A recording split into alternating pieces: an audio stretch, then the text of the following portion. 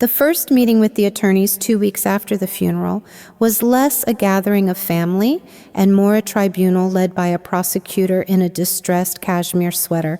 I sat perfectly still, my posture a professional shield against the sudden heat in the room. Grandmother Evelyn had left behind what the media had politely called a significant liquid portfolio, and in the eyes of my Aunt Carol, this portfolio had now become a moral weapon pointed directly at me. The will itself was straightforward, a 60/40 split favoring me. This was predictable. I had managed Evelyn's portfolio, consulted on her investments for years, and we shared a bond built on competence, not mere blood. Carol, however, saw it as a violation of some unwritten family law where the successful niece must defer to the less successful sister. She hadn't bothered to disguise her contempt since the will's terms were first read. It was a cold, constant pressure designed to make me flinch. "You know, Tatiana," Carol began, her voice a low, dramatic tremor that caught the attention of the attending attorney, Mr. Hayes. "The sheer tax liability on this kind of money, it's overwhelming. To think of the thousands of honest Americans who struggle while we sit here talking about multi-million-dollar inheritances." I simply met her gaze, a level stare that refused to yield to her implied accusation. She wanted me to apologize for being born into my portion of success, to flinch at the mere mention of money's ugliness. I wouldn't give her the satisfaction. The will clearly stipulated that all estate taxes were to be paid out of the total estate before the 60/40 distribution. This was standard logical, and something Evelyn and I had discussed at length. The issue was that the estate tax was so substantial, it would reduce Carol's 40% share, which she already viewed as a slight into a smaller but still vast amount. Carol, of course, had already spun a tale for her small circle of friends, and crucially for my uncle and cousins. Her narrative was polished, emotional, and utterly false. She claimed I had convinced a mentally frail Evelyn to pay the inheritance tax from her personal funds, effectively shielding my larger portion from the burden, and only then formalized the will. The implication was that I had strategically minimized the tax impact on my 60% by shifting the burden entirely onto the remaining estate, the part that was meant for her. This was the foundation of her current escalating campaign of resentment. She used her words like a practiced social saboteur, always starting with a sigh and a pitying shake of the head. "It's just such a shame. After all we've been through, all the family memories." She trailed off, leaving the unspoken accusation hanging in the air. "You betrayed us for a tax break." The climax of her public performance came after the second meeting in the sterile, overly bright hallway outside Mr. Hayes' office. She paused, forcing me to stop, her eyes pooling with manufactured tears. "Honestly, Tatiana," she said loud enough for a paralegal passing by to hear, "I loved your grandmother, and I've loved you like my own. But the money changed you. It's made you hard, strategic, and cold. You chose greed over family when you pushed for that tax arrangement." She reached out, placing a soft, condescending hand on my arm, the gesture of a martyr trying to save a lost soul. I felt the familiar hot rush of pure, focused clarity wash over me. She had just used the word cold to describe me. She had just accused me of prioritizing a financial advantage over the perceived warmth of her superficial family loyalty. My only reaction was to look at her hand on my sleeve, and then directly into her eyes, my voice a quiet, surgical instrument. "It didn't change me, Carol," I corrected her. "It merely revealed your own priorities." I gently removed her hand and walked away, not in anger, but in the calculated decision that the time for silence was over. Her social performance had triggered my professional response. I had the facts, I had the evidence, and I had already set the legal mechanism in motion to achieve absolute order. I just needed to wait for the proper, inevitable moment. That conversation in the hallway solidified my resolve, turning the passive experience of being publicly judged into an active, strategic objective. Carol wanted an emotional fight, a messy brawl rooted in feelings and perceived slights. I was trained in M&A. I dealt in evidence contracts and the cold reality of consequences. The inheritance was no longer about money. It was about exposing the integrity, or lack thereof, underpinning her moralizing stance. I had already anticipated this level of petty betrayal, which is why the key piece of leverage had been secured and placed under lock and key months ago, known only to myself and the impartial executor, Robert Hayes. Carol continued her offensive in the days that followed, shifting her theater from the lawyer's office to her own perfectly curated kitchen. She invited me over under the guise of healing, but the meeting was simply another opportunity for her performance. She presented a meticulously sourced binder detailing her supposed financial struggles, the failing real estate market, the unexpected costs of maintaining her late husband's firm, the sacrifices she'd made for her children's private schooling. She was manufacturing distress, hoping to trigger my guilt. I listened patiently, not because I was moved, but because I was gathering data on her narrative's pressure points. Her core demand was never explicit, but it pulsed beneath every sigh and every regretful glance. She wanted me to voluntarily surrender a portion of my 60% to make up for the tax burden she felt she was unfairly absorbing. The logic was perverse. She wanted me to compensate her for a legal obligation that applied to the entire estate, an obligation she wrongly believed I had somehow circumvented for my own benefit. "I just can't imagine how Grandmama Evelyn let you influence her this way, Tatiana," she said, tapping a perfectly manicured nail on the binder. "She always championed fairness. But this structure, with the taxes hitting us after the split, it just ensures you get to keep the lion's share completely untarnished. It's almost cruel." She watched me, waiting for the flicker of remorse that would signal I was emotionally compromised. That flicker never came. Cruelty, I knew, was a calculated act to inflict unnecessary pain. My actions were simply logical. I responded by maintaining a calm, factual front, acknowledging the reality of the tax law without accepting the burden of her emotional projection. "The structure is exactly as Evelyn intended, Carol," I said, my voice quiet but firm, refusing to rise to her dramatic pitch. "The will is legally sound. The tax liability applies to the estate as a whole, and it's being managed accordingly." I didn't confirm or deny her conspiracy theory about my influence. I just stated the established facts. This seemed to fuel her rage further because facts were impervious to her emotional appeals. She wasn't seeking resolution. She was seeking surrender.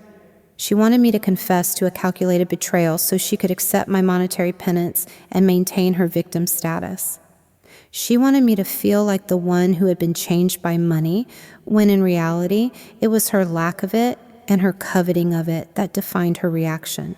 I allowed her to continue her monologue for another 15 minutes, nodding occasionally, my analytical mind cataloging the exact phrasing of her accusations. She had now gone public with the story at her book club and at her bridge group. Her reputation as the aggrieved, honest sister was solidifying, and my reputation as the cold, greedy M&A niece was simultaneously hardening. This was actually a necessary step in my plan. The more thoroughly she constructed her false reality, the more spectacular the collapse would be when the real documents were introduced. She was building a massive, structurally unsound edifice of moral judgment, and all I needed to do was wait for the lawyer to pull out the single foundation stone. I finished my tea, thanked her for the honest conversation, a deliberately barbed phrase, and left knowing that the setup phase of the operation was complete. She had cast her stone, and now it was time for the ripples to become a tsunami. The only thing left was the execution of the reversal, which was scheduled for the final distribution meeting in 10 days.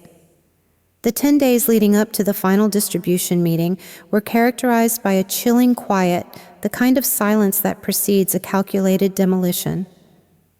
Carol's social attacks had served their purpose.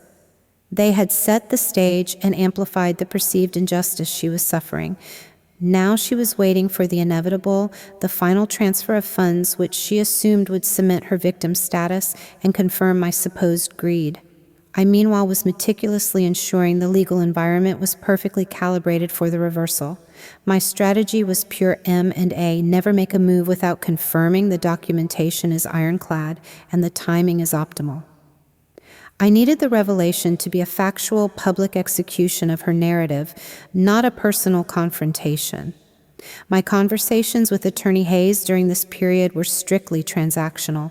I had engaged him not just as Evelyn's counsel, but as my strategic partner in this specific maneuver. He was an observer of the law devoid of emotion, which made him the perfect delivery mechanism. I called him on the Tuesday before the Friday meeting, confirming the final placement of the necessary document. "Robert," I began, my voice measured, "I need to confirm the codicil, and the corresponding financial receipts are secured and marked for presentation at the very end of the proceedings immediately before the fund transfer authorization is signed." Tatiana Hayes responded, his tone dry and professional. "Everything is secured in the escrow file. The arrangement you made with your grandmother is protected by the strictest confidentiality agreement. I understand the motive here, but I must stress, as I have before, this is an unusual request. You are intentionally deferring the release of exculpatory evidence." "Unusual, yes, but necessary for clarity," I corrected him. "Carol has established a false narrative of betrayal. If I correct her privately, she will simply pivot and create a new grievance. The correction must come through an undeniable legal third party at the precise moment her victory lap is scheduled. It needs to be a matter of record, not a matter of my word against hers. I needed her to be defeated by my silence and the lawyer's evidence, not my defense. This entire exercise was about controlled power, the demonstration that I didn't need to argue with her. I only needed to present the facts she desperately sought to ignore. Hayes conceded, as he always did, to the legality of my request, even if he questioned the motivation. He was a creature of procedure, and my procedure was flawless. I had provided him with a detailed chronological account of the transaction the date I wired the $2. $8 million to the Treasury Department on behalf of the estate of Evelyn Thompson, the specific tax code cited, and Evelyn's signed, dated codicil outlining the confidentiality agreement and her gratitude for the unconditional gift. The gift was precisely that, an absolute no-strings-attached payment of the inheritance tax by me, the largest beneficiary, to prevent the overall estate from being diminished before the 60/40th split.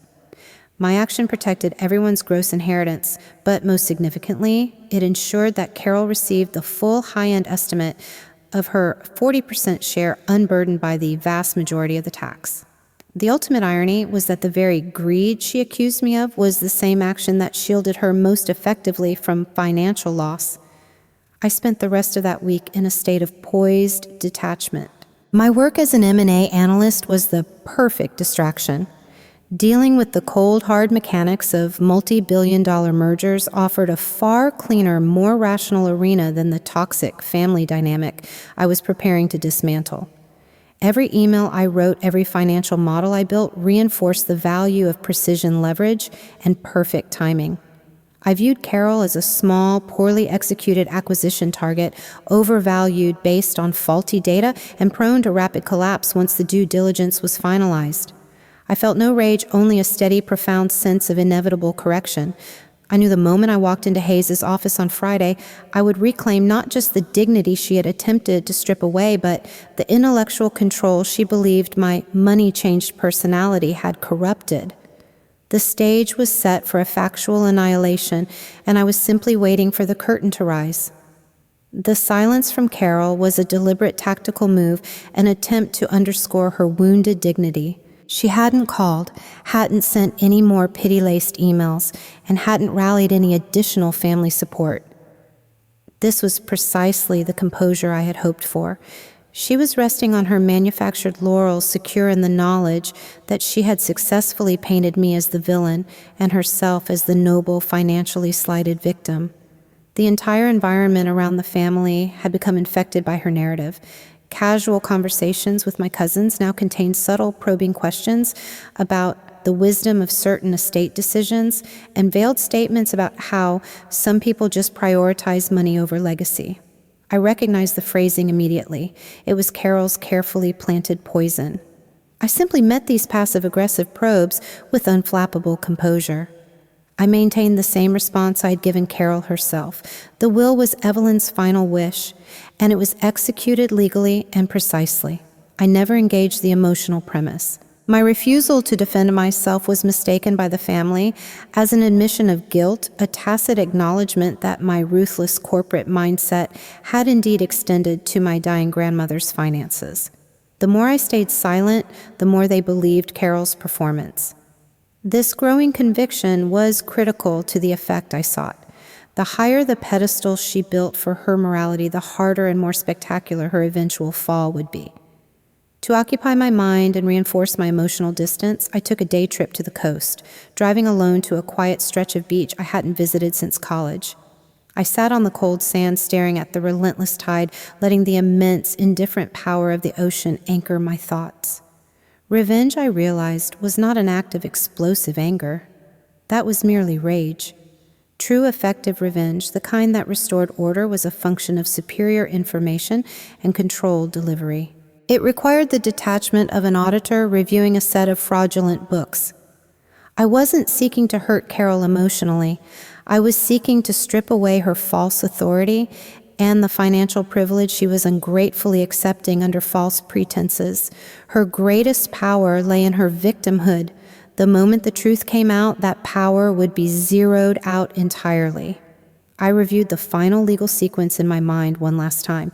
Hayes would initiate the meeting with the standard distribution overview. He would confirm the estate's total value, confirm the 60/40th split, and confirm the necessary tax deductions taken from the remaining corpus, detailing the exact figure Carol was set to receive her $4 million net minus the small remaining unavoidable tax liability. Carol would undoubtedly sigh, look wounded, and accept the check with a performative air of quiet martyrdom. Only after the checks were prepared and only once she had verbally acknowledged the transaction as complete would I signal Hayes. He would then introduce the final administrative note, the codicil, and the attached wire transfer documentation. This timing was crucial. The document was an addendum legally separated from the primary will, but executed with the same weight. It wasn't about changing the distribution. It was about revealing a protected financial truth that preceded the distribution. The lawyer's announcement would not be framed as me giving Carol money, but as me revealing that I had already safeguarded hers and that she had spent 2 weeks publicly crucifying the person who quietly protected her interests from the major tax burden. The money had not changed me. I had simply leveraged my financial capability to establish an ultimate, undeniable, and publicly documented truth about her character. Driving back that evening, the ocean's chill settled deep within me. I was ready. The stage was set, the evidence was clean, and my composure was absolute. Friday would not be a day of confrontation, it would be a day of factual correction. The atmosphere in Robert Hayes' conference room on Friday was thick with unspoken tension, a polite formality stretched taut over layers of resentment and expectation. It was exactly 10:00 a.m. Carol arrived precisely 2 minutes late, which I noted was a calculated power move, ensuring she was the focal point of entry. She wore a subdued, deep navy dress and a delicate silver cross, the visual shorthand for the pained but dignified Christian martyr.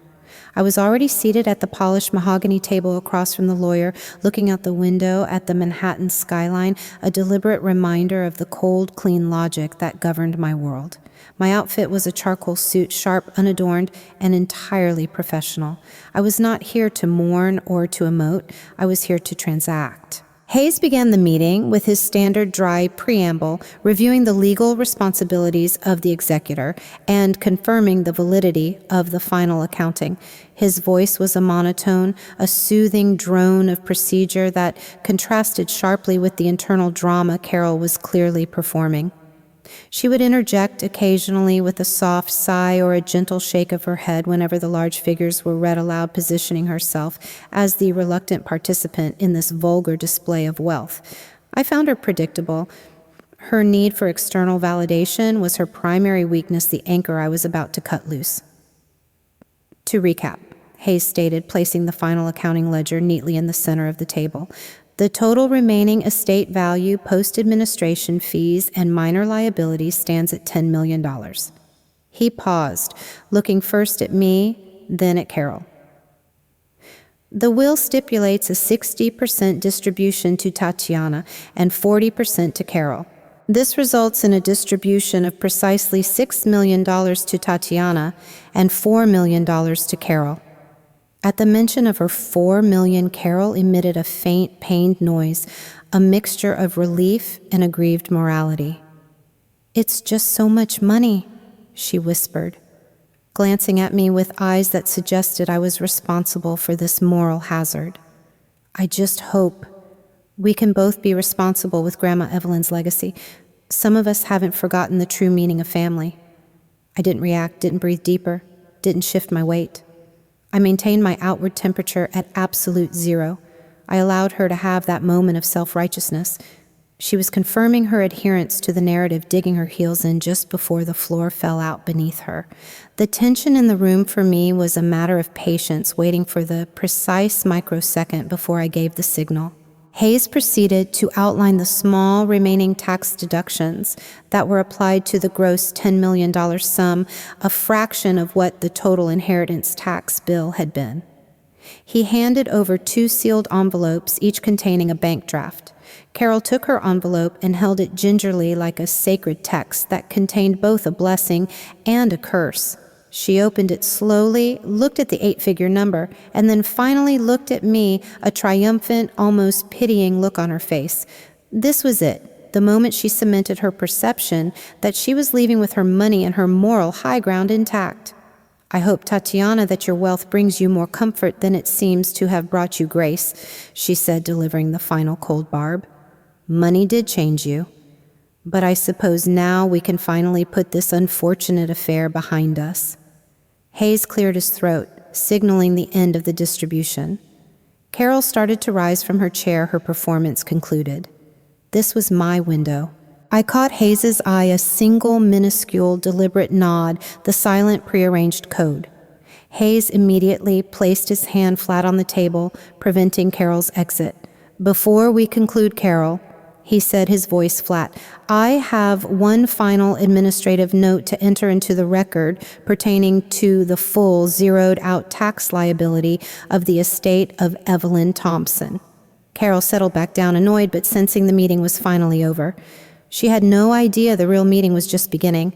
Hayes opened a thin manila folder distinct from the main estate documents and drew out 2 items, a single sheet of paper and a printed bank wire receipt. Carol's expression shifted from impatience to mild curiosity, assuming this was some final irrelevant piece of paperwork. She crossed her arms, projecting an air of suffering through administrative tedium. She did not look at me. She was focused entirely on Hayes, waiting for the final word that would allow her to exit with her moral high ground intact.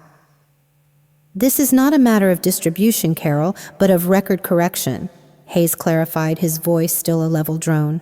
"For the past 2 weeks, there has been a significant misunderstanding regarding the estate's tax liability, specifically the origin of the funds used to satisfy the majority of the federal inheritance tax obligation, which was approximately $2.8 million. He placed the sheet of paper, the codicil, in the center of the table.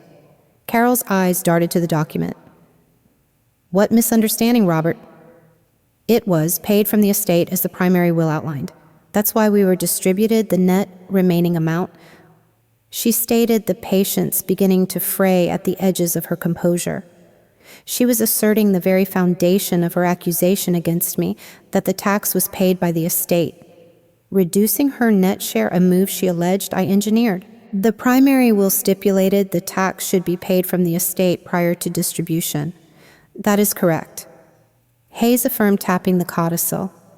"However, approximately 5 months ago, before the final execution of the will, Evelyn filed this codicil. It formally acknowledges an unconditional gift of $2.8 million made to the estate by a third party for the exclusive purpose of satisfying the federal tax obligation." He paused, letting the clinical language of unconditional gift and third party hang in the air. Carol's head swiveled toward me, a sudden sharp motion, but I remained impassive, my gaze steady on Hayes. He continued consulting the wire receipt. This payment was initiated and completed on the 2nd of June, fully resolving the Treasury Department's claim well in advance of Evelyn's passing. As a direct result, the estate's corpus was preserved, leading to the distribution figures you have just signed off on. If this gift had not been made, your 40% share would have been substantially reduced by the $2.8 million liability, meaning your current check would be for approximately $2.88 million instead of the $4 million you received. The number hit her physically. Her breath hitched. The difference between $2.88 million and $4 million, the $1.12 million she would have lost, was suddenly violently tangible. The entire foundation of her resentment, the idea that I had manipulated the will to increase my net share at her expense, began to dissolve. The truth was the exact opposite. I had used my personal wealth to ensure her 40% remained whole. Who was the third party? Carol whispered, her voice brittle. The self-pitying victimhood was instantly replaced by a stark, naked fear. The fear of being wrong, the fear of public humiliation, and most importantly, the fear of losing money. Hayes picked up the wire receipt, holding it up clearly. The documentation is quite explicit. The transfer dated June 2nd was initiated from the private holding account of Tatiana Thompson. He slid the receipt across the table toward Carol.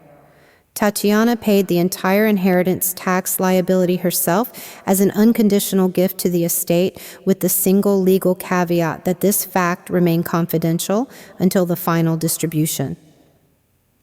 I finally spoke my voice, a quiet, unwavering echo in the sudden echoing silence of the room. The money did not change me, Carol, I said, repeating the phrase she had used against me. I was merely waiting for the proper legal environment to demonstrate who precisely values a full check more than they value the truth. Carol didn't respond. She simply sat there staring at the wire receipt, the full $4 million bank draft, lying beside it, a stark, humiliating monument to the person she had publicly, viciously, and incorrectly accused of greed. Her composure was not merely gone, it was annihilated. The trap was sprung and the consequences were immediate. Carol sat completely paralyzed, the $4 million check resting on the table like a lead weight suddenly heavy with her own hypocrisy. The silence in the room was surgical, broken only by the hum of the HVAC system. Her carefully constructed image, the aggrieved moral family member, had just been reduced to ashes by the two most objective things in the room, a lawyer and a wire transfer receipt. The paper in front of her was not just evidence, it was the financial proof that the person she had publicly maligned was the sole reason her inheritance was whole. The money had not changed me. My strategic silence had merely allowed her true character to be revealed under the pressure of avarice and baseless accusation. I watched her face, recording the slow, torturous progression of realization. First came the confusion, then the dawning horror, and finally the blistering shame. She tried to speak, her mouth opening and closing soundlessly, the words catching somewhere between her throat and the vast, unacknowledged truth. Hayes, the consummate professional, allowed the silence to stretch, knowing the factual correction had to land with maximum impact. You paid the tax. She finally managed the whisper, fragile and broken. It was not a question of fact. It was a desperate plea for a different reality. I did, Carol. I confirmed, my voice retaining its quiet, controlled pitch. I made sure to use the active verb. The full $2.8 million.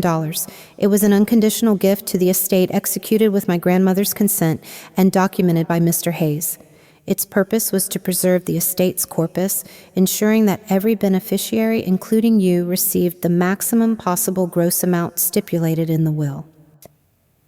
I used the formal language of my profession, unconditional gift, preserve the corpus, to underscore the cold, factual, and deliberate nature of the act. There was no emotion here, only transaction. But why? She asked, her eyes darting between my impassive face and the lawyer's neutral one. Why would you hide it? Why let me think what I did? Her voice was laced with a dawning, self-ployating indignation, a final desperate attempt to shift the blame for her actions onto my silence. I maintained the confidentiality agreement because Evelyn requested it. I lied smoothly, the lie serving a higher strategic truth. But more practically, Carol, I let you speak because I needed clarity. For 2 weeks, you have publicly accused me of greed manipulation and choosing money over family grace. You established a narrative that I used my business acumen to slight you financially. I leaned forward slightly, but my tone never wavered. The truth is now undeniable by your own hand and your own words. You accepted the benefits of the very act you condemned. You spent 2 weeks crucifying the person who quietly shielded your $4 million from a massive tax liability. I picked up the wire receipt and placed it directly over her bank draft, perfectly obscuring the amount. You accused me of being changed by money, but your actions reveal that your character is defined by the mere fear of losing it and that your loyalty is conditional upon financial grievance. The clarity in my voice was absolute. I did not need to defend myself. I merely needed to wait for the evidence to speak. She pushed back from the table, a sudden panicked movement that sent her chair scraping back against the hardwood floor. The dignity she arrived with was gone, replaced by a raw, exposed vulnerability that was not pitiful, but repulsive. She had been defeated not by superior anger, but by superior strategy. Hayes sat completely still, observing the detonation of the moral conflict he had been instructed to facilitate. Carol tried one last desperate maneuver, reaching for the only currency she had left: familial accusation. This is cruel, Tatiana. You played a trick on your own aunt. Cruel is publicly slandering a family member to justify your own sense of entitlement, Carol. I countered instantly, still quiet, still controlled. This is not a trick. This is a factual correction administered publicly and now permanently filed in the legal record. I removed the wire receipt from the check. The money is yours, but the moral high ground you sought to steal from me is irretrievably lost. You wanted the facts, here they are. You wanted the power, now you face the consequences. The reversal was complete. The control was entirely mine. Carol stared at the 2 pieces of paper, her inheritance, and my receipt, the physical manifestations of her failure. Hayes, recognizing the legal silence that had descended, pushed a pen and a document across the table toward Carol. The bank has been notified. The funds are cleared and available immediately, Carol. However, to formally close this meeting, I will require a final signature acknowledging receipt of the bank draft and confirmation that all claims related to the estate distribution are finalized and satisfied. She didn't move to sign. Her gaze was locked on the wire transfer receipt, her mind visibly grasping at any available anchor to pull herself out of the sudden freezing water of reality.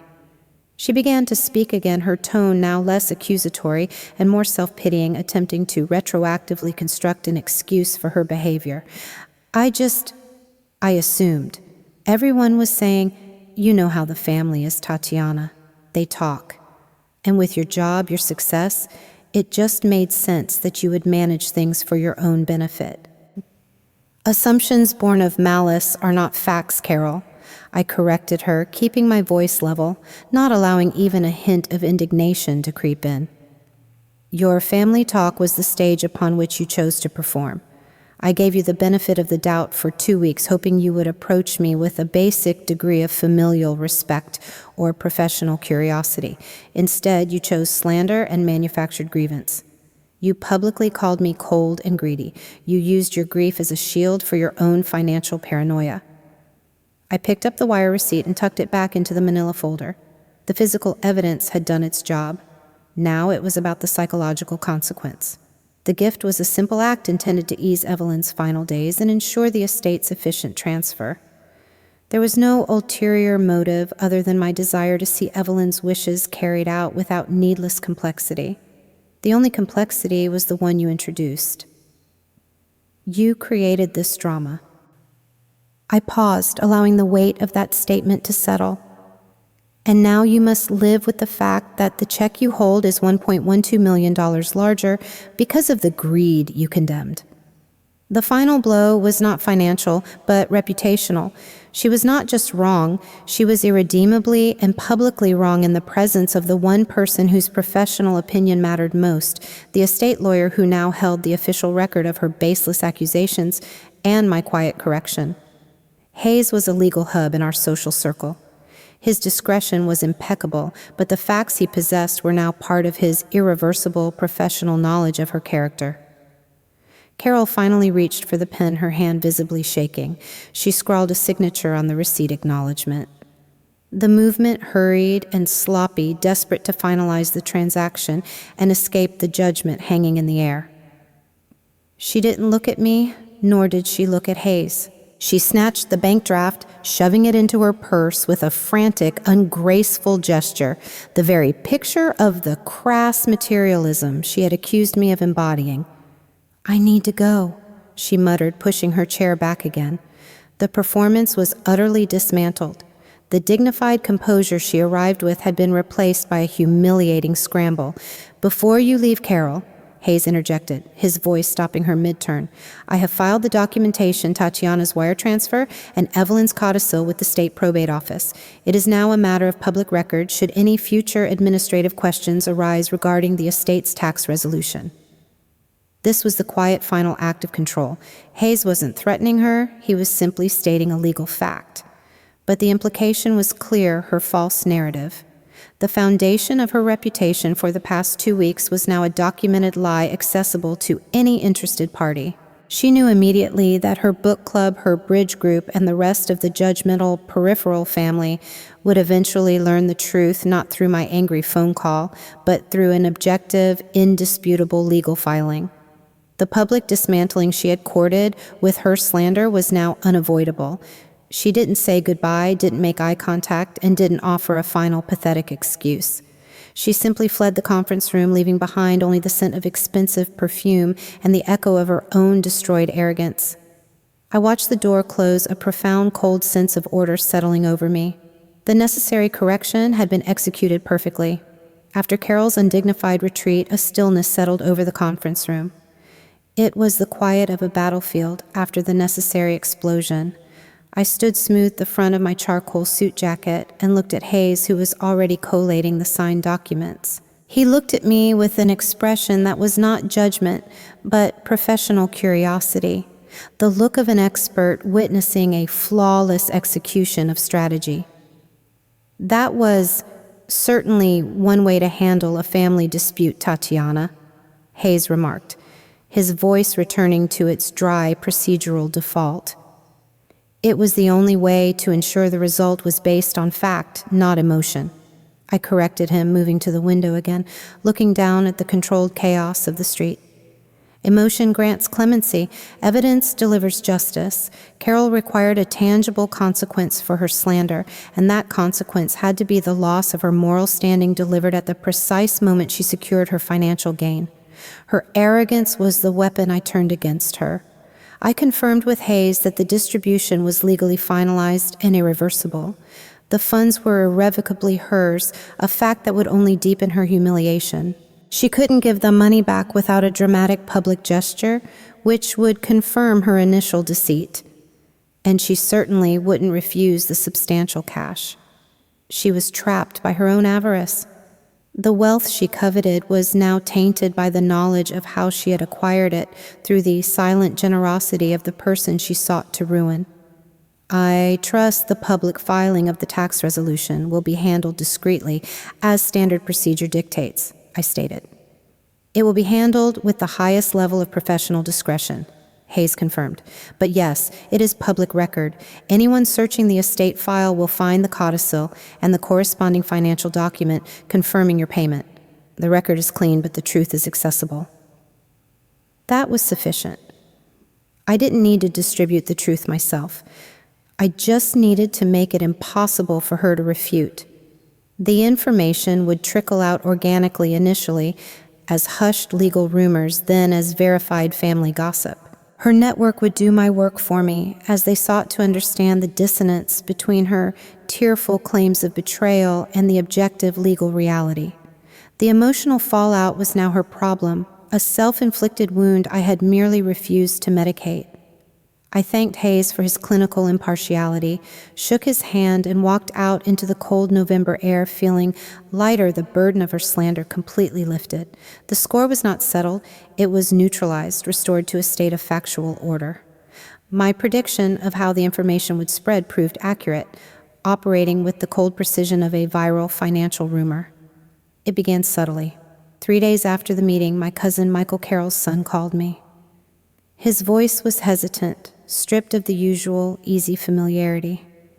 He didn't mention the inheritance directly, but he asked an abstract, clumsy question about the complexity of estate tax law and how sometimes things aren't exactly what people think they are. He was fishing clearly, having heard the first distorted whisper that something was amiss in his mother's triumphant narrative. I gave him the clean surgical answer he needed. "The resolution is simple, Michael," I stated clearly. "Your mother has the final accounting.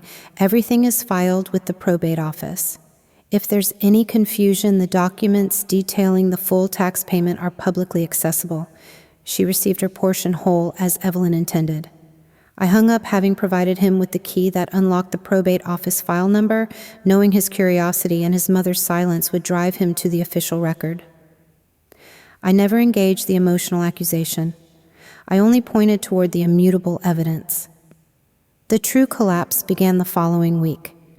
Carol's social network, the very audience she had so eagerly cultivated with her tales of my corporate ruthlessness, began to unravel her story.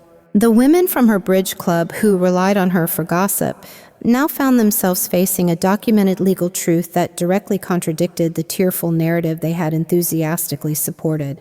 Carol's initial defense was frantic, denial shifting the blame to lawyer technicalities and misinterpretations. But the evidence signed and filed by the impeccable Robert Hayes was absolute. She couldn't cry away a wire transfer receipt. I received a highly anticipated, albeit indirect, confirmation of the internal collapse from my Aunt Patricia, a relative who had always maintained a careful distance from Carol's drama. Patricia called not to offer judgment, but to state a quiet fact. "Carol missed the monthly book club meeting," she said simply. And her reason was that she was dealing with a sudden, debilitating headache that would not abate. The headache, I knew, was the cognitive dissonance of her own making. The betrayal was exposed, and the cost was her reputation. She had leveraged her victim status for emotional power. Now that she was revealed as an ungrateful recipient of massive, quiet generosity, her currency was worthless. The silence from Carol herself was the most satisfying element. She hadn't attempted a defense, a retraction, or a continued attack. She was cold, silent, and defeated precisely because she was forced to absorb the full financial benefit of the act she had so vehemently condemned. She was financially whole but publicly bankrupt. I had stripped her of the one thing she valued more than the money itself, the belief that she was the morally superior one. The fallout wasn't an explosion. It was a slow, crushing realization that every sympathetic ear she had gained over the past 2 weeks would now be turned away, seeing her only as the arrogant beneficiary who slandered the very person who protected her wealth. Order was almost fully restored.